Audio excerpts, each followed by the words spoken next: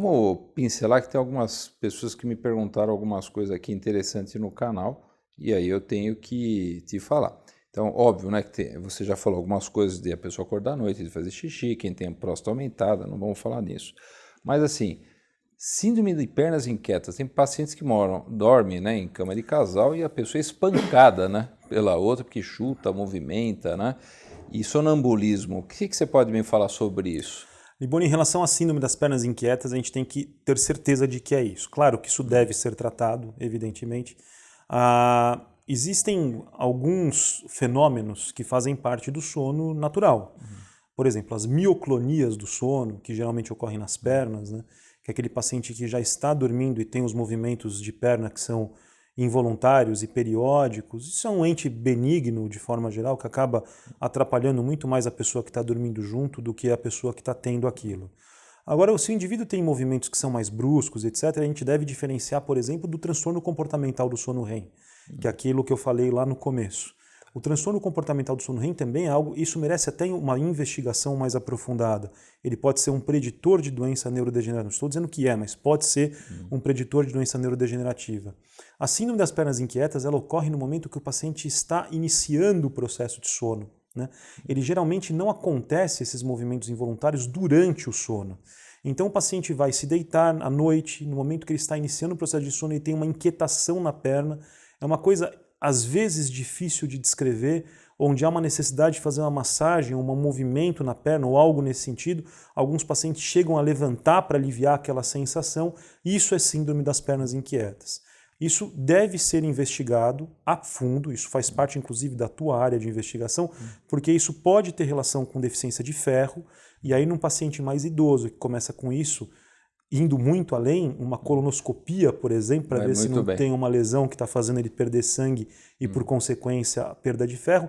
Inclusive, eu já dei diagnósticos de tumores de intestino baseado na síndrome das pernas inquietas, mas pode ser que não tenha relação com alteração de ferro e pode ser que seja realmente uma desregulação de dopamina. Isso é muito fácil de ser resolvido, deu para entender, né? Então, tem que ser tratado porque isso melhora a eficiência, a qualidade do sono. Tá? E o sonambulismo depende do tipo, depende do que a gente está falando. Das parassonias existem vários tipos. Também, de maneira geral, deve ser tratado. Só lembrando que sonambulismo até uma faixa etária ali ao redor dos 14, 15 anos, ela não necessariamente é patológica. Tá? Então existem aqueles indivíduos ali ao redor dos 14, 15 anos de idade que têm algum grau de sonambulismo e depois, com o decorrer da vida adulta, isso vai desaparecendo gradativamente. Tá? Fernando, para finalizar, uma coisa que é importante. Então, na época da pandemia, muita gente ficou com ansiedade, muita gente teve problemas de depressão e assim por diante. Muito tem a ver com o sono também afetado pelo tipo de medicação e tipo de tratamento. Você consegue fazer alguma conexão sobre isso para orientar o pessoal? Então, porque às vezes o problema de sono às vezes está relacionado com outras doenças, né? Com certeza. A pandemia acabou com o mental, né? com a psicoemoção de muita gente, na verdade. Né? Era uma incerteza do que seria, num cenário onde uma quantidade de óbitos absurda acontecendo, desemprego, exatamente, as questões financeiras permeando se conseguiria continuar. A convivência forçada. Exato, tudo isso acaba influenciando o psiquismo, e a gente sabe que essas duas coisas estão intimamente ligadas. Então, um paciente ansioso, um paciente depressivo, um paciente melancólico, ele vai dormir pior, e o dormir pior vai agravar o quadro psicoemocional dele, né? Psiquiátrico, psicoemocional. E isso acaba fechando um círculo vicioso, aonde o indivíduo dorme mal, pior, agrava uma ansiedade, uma depressão, qualquer coisa assim, um embotamento afetivo, um embotamento social, algo nesse sentido, piora o sono, piora aquele... e vai se retroalimentando. Isso precisa ser interrompido de alguma forma. E é óbvio, também caso a caso, mas a gente tem hoje maneiras muito assertivas e eficazes de tentar interromper esse processo. E o que eu vi, particularmente, isso é muito mais uma opinião pessoal minha, né, do que alguma coisa científica, mas o que eu vi na pandemia foi justamente isso. Foi má qualidade de sono relacionada a alguma questão de ordem psicoemocional. Tá? Ou um estado depressivo, ou um estado ansioso, ou as duas coisas associadas. Né? E isso vem ainda se arrastando de certa forma, né? E eu acho que a gente está melhorando gradativamente conforme as coisas vão voltando ao normal, né?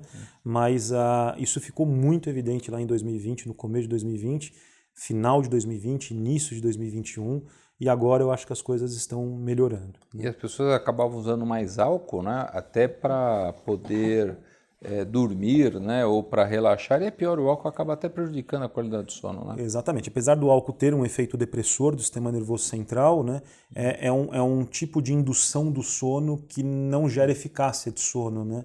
Então o álcool ele é mais deletério para o sono do que benéfico. Aliás, foi muito bem colocado, isso é relativamente comum, né? O indivíduo lá que toma uma dosezinha de alguma coisa antes de dormir para melhorar o sono, né? Isso é falacioso, né? Ele dá aquele estado de relaxamento no primeiro momento, mas ele perde as fases de eficiência, de eficácia do sono, ficam deficitárias e, por consequência, o paciente perde um pouco da qualidade do sono. Maravilha. Ó, Fernando, que aula, viu? Não é para menos, né?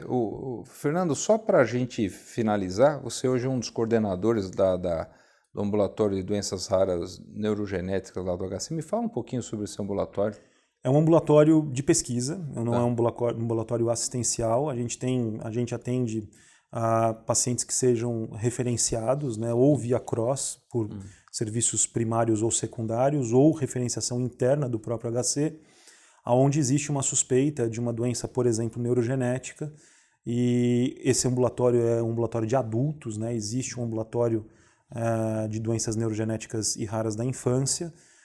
O chefe é o Dr. Fernando Koch, eu faço a coordenação executiva lá do ambulatório e a gente tem um programa de fellows lá, inclusive, uma complementação especializada para quem deseja neurologistas, para neuropediatras e geneticistas que desejam fazer neurogenética via ingresso, via concurso público.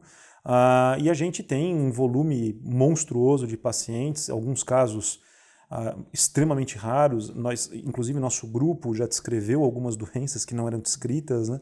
Então, a gente tem ali, é uma fronteira que está sendo desbravada. Esse é um hot topic na neurologia, na minha opinião.